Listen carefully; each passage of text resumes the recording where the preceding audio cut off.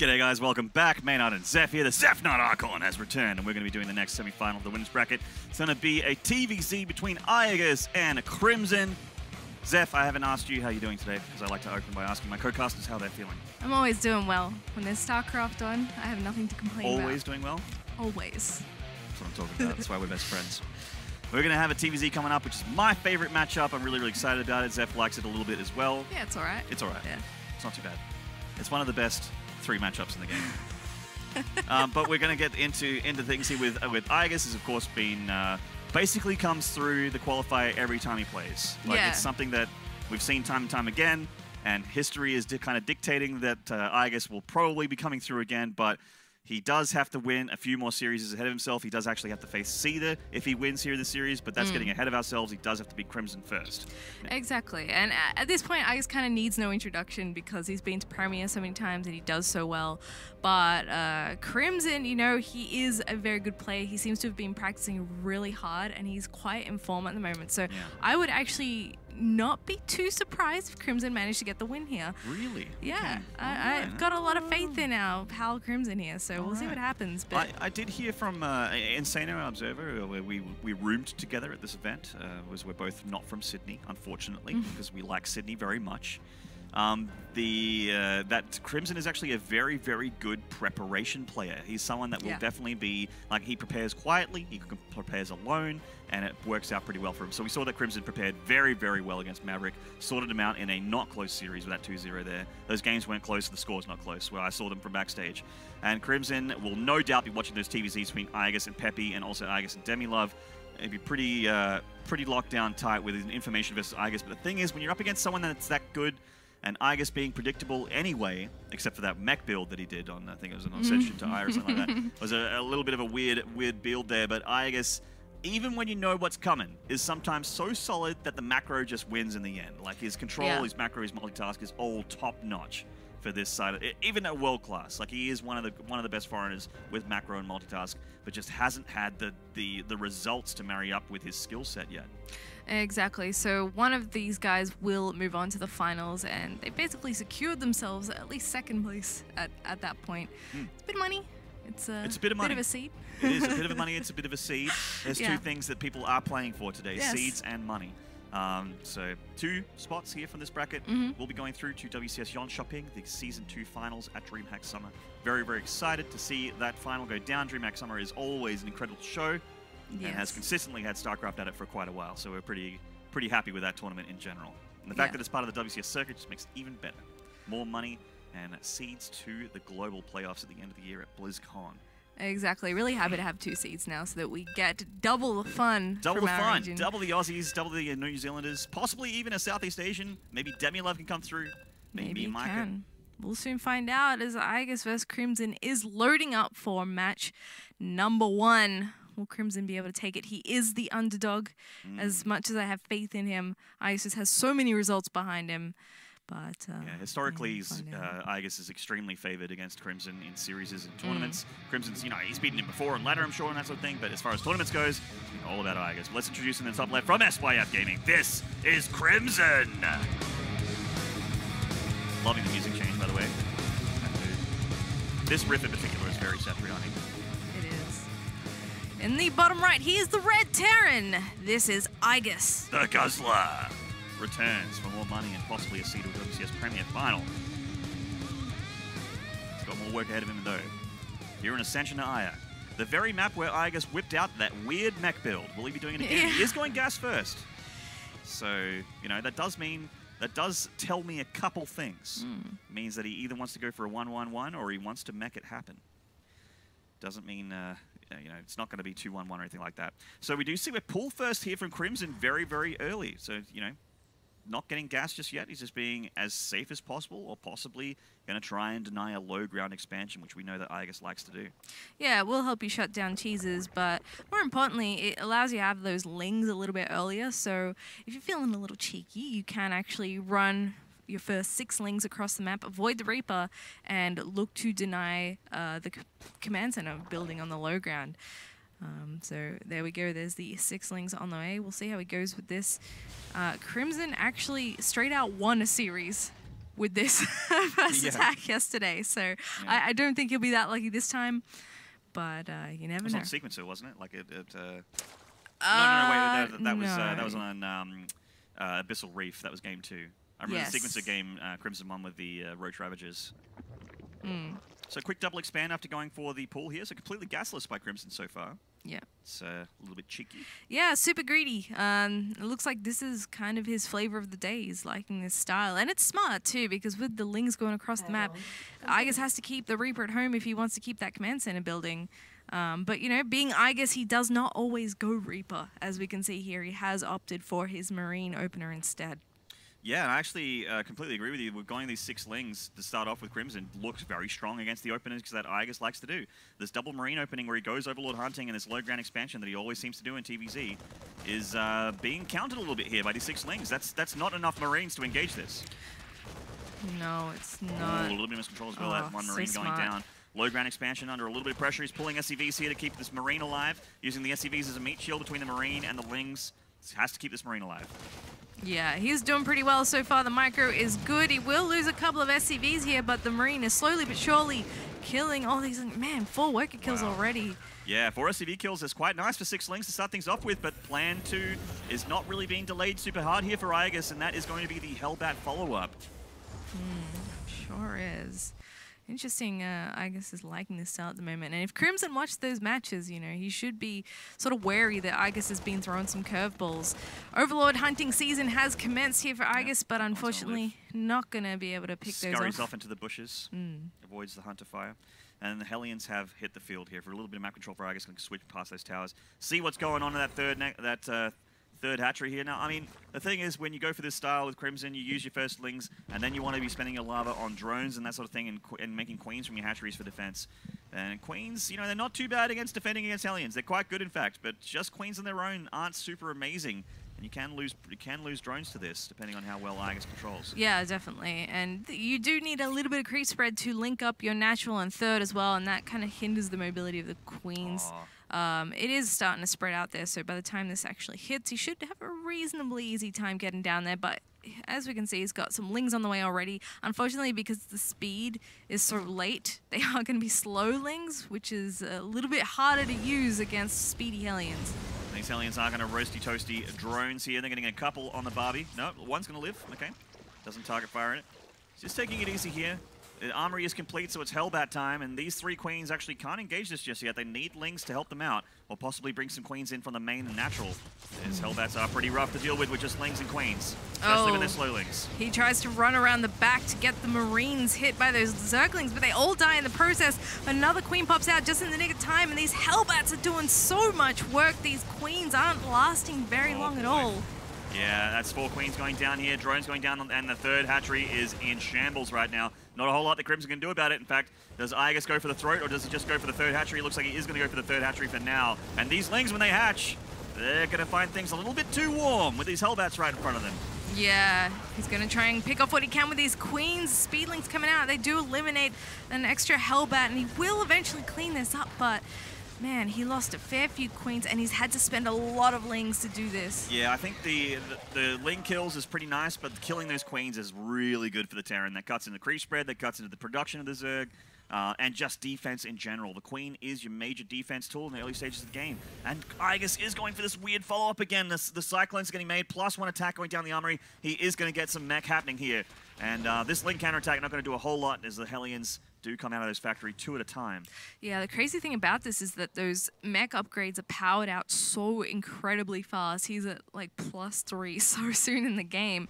And it's hard for the Zerg to keep up, especially when they've taken losses in the early game. We do see the +1 Carapace coming down for Crimson at this stage, but he's still got to go back to droning up pretty hard right now. Yeah, he's going up for lair tech. It looked like he wanted to get Burrow, but he cancelled it there. Might have been a mistake from Crimson. He's getting Carapace. He needs to lock things down here because we knew that this follow-up is coming. If Crimson really truly did do his homework, he would have seen this game against Demilove. iaguz did the exact same thing. This Overlord, the Observer Insano, saw that Crimson actually had no information. But now he's going to come in here, he's going to see these double factories, and he's going to go, okay, this is exactly what I saw against Demilove. So I need to prepare accordingly and hopefully hold it a little bit better than Demilove did. Yeah, and the rest of those factories going down there just confirms that it is Going to be a full commitment to mech. And these three factories will be having tech labs because tanks is what you want after this point because the Zerg is almost certainly going to start making roaches when they start to see mech coming out here. Exactly, and there's this push coming across the map. The Ling at the Watchtower does warn Crimson of what's to come. 14 Lings on the way, but he's going to need a hell of a lot more than that. The Roach Warren is only halfway done. He may actually die here. I think so. This is actually +1 upgraded Cyclones, which are shredding apart these Queens. They actually cannot even turn and kite and engage because of how much damage is coming out of these Cyclones. He's making Banelings in desperation here, but this third hatchery is going to go down, and there it goes. There's knocking down Crimson to 2 bases. He's trying to make a fourth base. Splits here from iaguz with these Cyclones. Very well microable because they do have a lot of mobility. Oh, that was it for Crimson there. That was his defense, those Banelings. He's trying to morph more.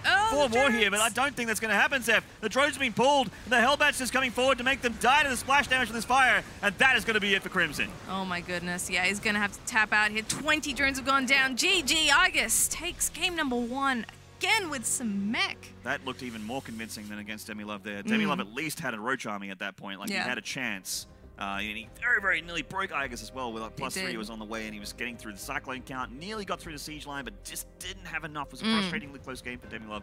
But that looked one-sided, Dan. That was a very, very one-sided game for starting things off in the series, Yeah, that early game push, it hits very soon. It doesn't look like a lot. It's like, what, 4 Hellbats, 3 Marines? And you're like, yeah, Queens should be able to deal with it. And sometimes, yes, but other times, like what we saw in that game where, you know, you got slow Lings for buffer, they're just going to get totally wrecked. I do like going gasless with that Ling opening because I actually do think it very well counters what iaguz goes for. But unfortunately for iaguz, you know, unfortunately for Crimson, fortunate for iaguz, that he made all the correct decisions to defend there. Pulling the SCVs, not something I would have thought of. If I was playing that game, I would have been like, oh, you know, I lost my Marines. Dang. I guess I got to cancel. I got to cancel this low ground expansion and lock things up in the main and take the economy hit. But no, iaguz managed to avoid the cancel there. He pulled the exact amount of SCVs that he needed. He lost 4 of them to the Lings, sure, and that's a good trade for Crimson. But the follow up was there and it was strong and it was very, very strong on the map. I can see why you go for that style in Ascension to Ire. It seems very, very strong and not difficult to pull off either. Do you know where he got that build? I have no idea. Man, I wonder who came up with that because it's very. I'm guessing some really high-level Korean probably, terrain, which is where a lot of iaguz's builds come from. Exactly. I'm wondering who because iaguz tends to model himself off 1 or 2 players at a time. If I had to pick a player that this probably came from, I would say it'd probably be a TY or a Maru build. I was thinking TY. Yeah. Well, I guess we'll have to do some homework and Maru. See, Maru and Beyond are the kind of guys that still like to 2-1-1 and also proxy Reaper. They're always like, they just 3-Rex Reaper and that sort of thing. Yeah. Like, they haven't actually evolved in the last nearly 2 years. Yeah.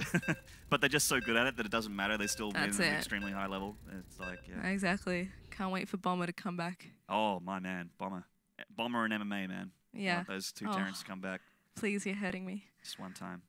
Military service really hurting the scene every now and then. Yeah. When you hit that certain age. And we're in a game number 2 here with iaguz and Crimson. Can Crimson get an upset here and win the next 2 maps against an incredibly favored Terran? We will see. Oh, man, on the top left here. Currently against the ropes from SYF. This is Crimson.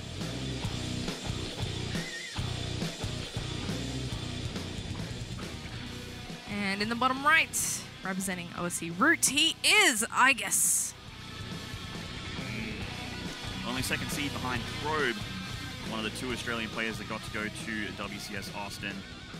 Didn't really have a great performance at WCS Austin. Definitely not as good a performance as Probe. Didn't manage to make it out of groups, but Probe did. Unfortunately going down to Cham in the end, and when he got to the bracket stage.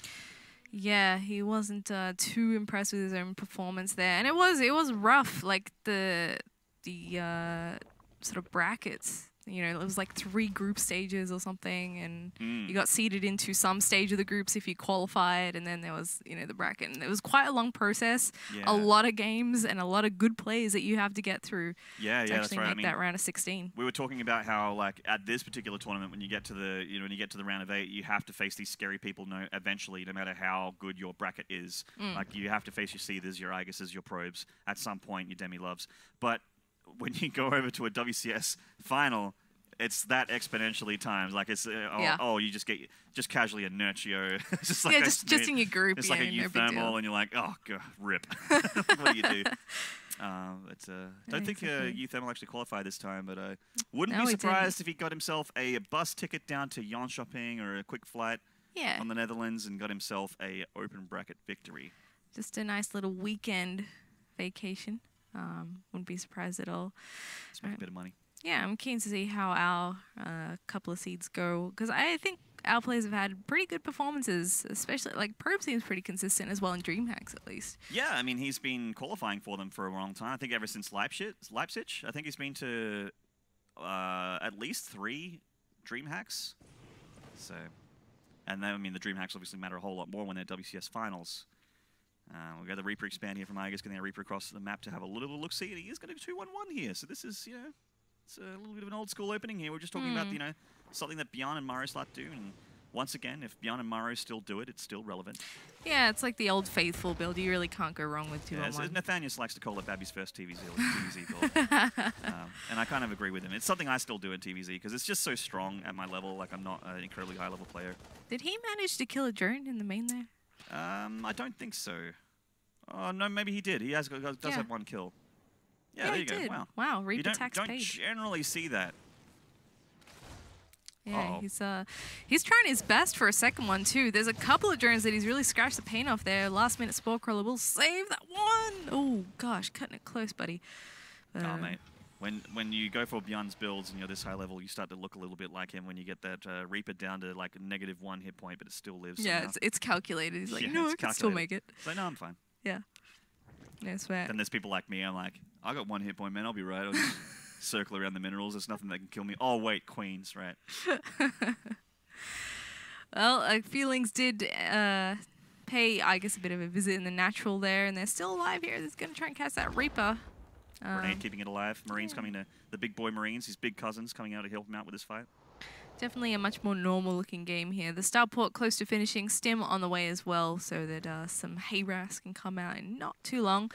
Crimson, obviously a lot less greedy this time as well. He's got that 3rd base happening, but definitely not the 3 Hadge Gasless style we saw last time.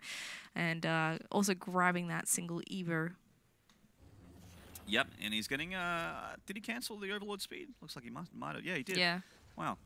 So I expected that to finish, to be honest, because I think it's actually very, very strong for Zergs, and people like Pig don't like to use it. He's been very vocal about the not needing it in this matchup. But with this Evo chamber, it kind of like leaves you a few question marks, and that is the option here. So he's going to go Carapace for the Zerglings, or for the ground forces, making it a little bit tankier. Starting to get that creep spread out there on the map. Crimson's creep spread is actually pretty good if it's not consistently cleaned up, so got to keep an eye on that. But Crimson knows this is 2-1-1, right? Yeah, he should. Yeah. I think that might have been why he cancelled the Overlord speed, because when he did poke up in the natural, he was like, oh yeah, there's a second Rax, you know, it's all good. I was just surprised he hadn't made Zerglings yet, but there they are, 18 on the way, right? Just on time, like. Of course, Maynard. He's got it down. That's right. Crimson actually, his timings were very, very crisp against Maverick. So. Yeah, he knows his stuff. All right, well, he's going to drop on the edge of the creep here. Beautiful. Yeah, he's going to have to start cleaning that up ASAP already at the 3rd base. Like, look how many queens are there waiting for that if he decides to drop there. So, smart moves by iaguz. He can move into the thick of it. What's Snoot doing on Crimson's PC? Look at these queens. Oh, boy. Yeah, these Marines can engage the leggings, but with the queens here, yeah, get away from my babies. Yeah, decent trade there for iaguz. He does mow down a few lings and gets out. Doesn't lose anything just yet. Got to be a tad careful with that 1 medevac. It's making me a little nervous. Yeah, you're kind of done with this if you lose 1 medevac. You're like, oh, okay, you know, 1 medevac. If you go down from 2 to 1, this push is kind of over. Like, there's not a whole lot you can do. I did get a creep tumor there, but I mean, the creep spread of Crimson is already insane. It's looking really, really great. It's just a direct result of having this many queens. Yeah, exactly. And iaguz is going to try and clear up some of this creep here. He does grab himself 2 or 3 tumors. But unfortunately, with the queens and those lings on the front lines, he's not able to get too deep on there. Still a couple active tumors alive. And this is a tricky thing. Like, with that many queens, it's like you kill a row of creep tumors and 2 more spawn in their place. So you really do have to stay out there on the map and try and draw a line in the sand and say, okay, no creep past this point. Yeah, iaguz is reinforcing this Marine ball with these medevacs as well because he needs to stop this creep spread because Crimson's actually having a very solid start to this game. Creep spread-wise, he's got a lair on the way, he's got a macro hatch getting ready as well. Everything's not being missed a beat here. The only thing he's really missing is a 4th base. But otherwise, he's looking very, very solid. Yeah, and Crimson knows that the follow-up for iaguz is just about arriving. We see a lot more Lings and Banes in the production tab, but he's keeping up with his macro. That macro hatch is finishing up. We've got centrifugal hooks on the way as well. So, like you said, he seems very comfortable right now. He's had a very smooth start, and I think this is where Crimson really excels. Yeah, looked like he wanted to go for that Ling Bane muted. Oh, I think he lost a medevac there. So the Queen's Banelings being focus fired by iaguz, but losing a lot of the Marines there. Yeah. And the Queen's going to make sure that this creep spread, the damage that iaguz did, gets undone. What can you do, man? Queens are just so good. Like, I know, right? It's unbelievable. Replacement of David Kim, please. Scanning and taking out these tumors. Just 3 of them getting taken out there. Maybe going to get an Overlord, but that should be it for this damage. There's so much Zerg on the dance floor. It's got to bug out now. Pun not intended. Spire just started, and Armory finishing up for iaguz. So as far as upgrades go, iaguz's tier 2 is going to be on point here. Look at those 2-2 on the way here for the Terran player. A little bit of creep poop here from Crimson to delay any kind of 4th base, but we know that iaguz is expanding towards Crimson because iaguz loves this parade push style where you just get biomine and you just set that rally point into the Zerg's creep and just constantly keep it up. Yeah, he certainly do. And he's got already a couple of forces out on the map, one going to the left, one going to the right. And Crimson's looking for it. He knows what's coming. He just needs to try and... Oh, no! Oh, gosh. Be careful. There. Yeah, losing a lot of Lings. I was going to say, with the Lings and the Banelings together, he probably could have been able to engage those Marines there, even off creep, because he did have centrifugal hooks, but... losing those Lings, that's a different story. Making more Banelings. Spire just about to finish here for Crimson. He does have a nice little healthy bank, so he can get probably about 10 or 11 meters out. But he does have to deal with some Marines on the floor here who are gearing up towards his 3rd hatch. Yeah, he's going to stim to win in this area. There's no Banes morphed on this side just yet. They have to roll in from up above. And in fact, iaguz is going to clean up that drop and pick it up into the main, trying to get into the natural at the same time. Here. Dropping in the main, the natural gets deflected. Queen's actually killing these medefacts very smartly, being target fired here by Crimson. Crimson is going to clean this up. Oh, nice hold there from Crimson. Beautifully done. iaguz still got a couple of drops alive on the right-hand side of the map here, but all in all, he did not get a lot done there. I think the nice thing for iaguz's game has been that he is quite diligently clearing up the creep, and he's also taking good trades. I mean, if you have a look at the losses there, he's quite ahead there, but yeah, overall, I mean, that one trade that we just saw in the main, yeah, the medevacs is he was definitely a little bit further ahead until that point. That definitely closed the gap a little bit. Yeah, sure. That's for sure. But yeah, this is the biomine parade. You can see the rally points of these factories being heading out here. iaguz being very diligent, like you said, Zeph. He's out here on the creep. He's denying creep tumors, trying to stop this 5th hatchery from going down as well. There's just so many Banelings there, and he's very close to the edge of that creep. Things will get a little trickier now that the mutas are on the field as well. Crimson finding some time to churn those out. Oh my gosh, she's got a split to quite far back there actually. There was a lot more Zerg than expected. But getting out off creep is not ideal for Crimson. He does pull back, morph more Banes, get some more Lings on the way as well. 2-2 is just about finished for iaguz. The +1 attack already finishing and denies. Well, that's a kill, no cancel there. And these mutas getting a little bit ahead of themselves. The Queen's going shredded down about this bio. Marauders have been peppered in to help out against these Banelings. The splits from iaguz, they're good enough to be able to keep a lot of this bio alive. And all of a sudden, Crimson's taking a horrible engagement. A lot of these mutas are going down. The Queens are going down as well. No Lings and Banes on the floor. And there goes some very high energy Queens. And goodbye creep spread. Absolutely. This is the time for iaguz to really gather some momentum. Oh, wow. He just barely dodges those. Does keep some of those Marines alive. And now he's beating down on the 4th base. There's not that much ground forces here for him to contend with. With good splits, he does minimize the damage and he can continue moving forward here. He's just rallying. You can see the red trickling across the map here for iaguz. And then that horrible engagement has gone from, you know, Crimson looked like he was really solid. He's on 80 drones, he's on 4 bases, but now all of a sudden, he's against the ropes, he's losing his bases here. That Widowmine hit actually helping out Crimson a whole lot, but will it be enough? I don't know. There's just so much army supply here for the Terran, and that hatchery is dead. Oh man, the 4CC behind this is finishing up as well, so iaguz is going to be in a beautiful position, even if Crimson holds this off, but it's looking tough. He might be able to clean this up, but is the follow-up push going to be something that he can deal with? Getting these medevacs. Yeah, this is nice for Crimson. Getting rid of these medevacs would be fantastic. I would love to see iaguz bait these mutas over those Widowmines with these medevacs, but it doesn't look like it's going to do it right now. Oh, wow. A lot of medevacs going down, actually. That's terrible for iaguz. Yeah, that was really good for Crimson, though. That's something he definitely needed to happen, because he's retaking his 4th hatch at the moment, back on even bases with the Terran, but not for long, because that CC is floating out. Little bit of turret here. With a quick repair, he should be okay, but he's not repairing the turret. Turret goes down, and now these mutas are going to get a few SCVs before they have to leave. Yeah. These meters will hopefully pay off. Oh no, he loses 3 of them. Oh, now he can't engage turrets anymore. Yeah. Well, he is actually committing a lot more to these meters, knowing, okay, I'm kind of stuck on layer tech at the moment. Even if he did have Hive in mind, he actually just can't afford it at the moment. So he's investing a lot into those meters, and the Lingbane will support on the ground, of course. Hopefully he can continue to harass with those meters and pull. Look at the size of that army. Like, that is a lot of bio. He's still got some mines littered out on the map. Oh my gosh. Medevacs though. That's the one thing I'm worried about for the Terran here. He hasn't got many medevacs and he hasn't got many medevac energy, so Stims are going to really hurt him. Those meters just narrowly missed the Widow mines that are still sitting out on the mini-map as well. And that's not a planetary yet, so Crimson, if he wanted to, could do a lot of SCV damage there, but looks like he's more concerned about this Terran Bioforce. Looks like the cluster. I think the muta cluster here is just, posturing at that 3rd base location, trying to get the mules. Looks like he will be able to get them. Yeah, and he will grab himself a couple of worker kills here. Yeah, nice move from Crimson there. Yeah, these little bits of damage are exactly what he needs. Yeah, damage for free is what he's looking for here. He is still a fair bit down on army supply, and iaguz, his upgrades are fantastic right now. Yeah, He's got 3-3 against the 2-2, actually 2-1 of the Zerg. Crimson missed +2 Carapace. Yeah. iaguz just has a ton of stuff, and he's actually covering himself quite nicely. Crimson! No, get out of there! Oh! Oh man, like 4 of those are about to die. That's right. Meters do heal pretty quickly, but they are very deep in the red here. One Widowmine connection or another bad engagement like this could be the end for Crimson. He needs to keep these meters alive. He's getting a lot of SCV damage done. He is still ahead quite a bit on workers, but he has to contend with his 3-3 Terran army at some point. Oh my god, it's huge. Yeah, I think Crimson's done a really good job. Oh no. Well, I mean, just losing 2 meters to those Widowmines could have been a lot worse than that.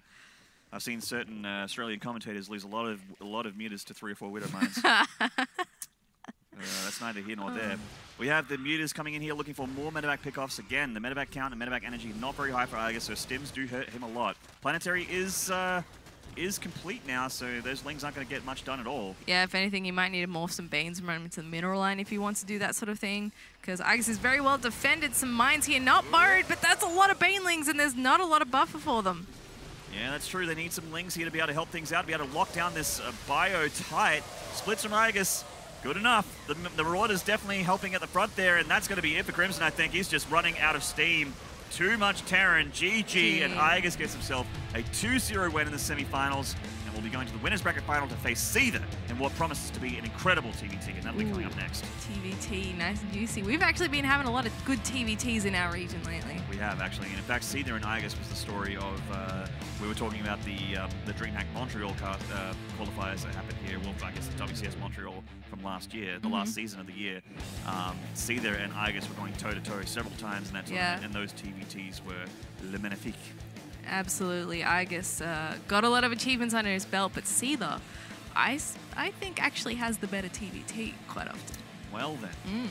Well then. You can make your predictions at home. We're going to have that TVT up next. The winners bracket final between Seether and iaguz will be up next. Have a short break, and then when we come back, TVT will be blessing your eyes. We'll see you then.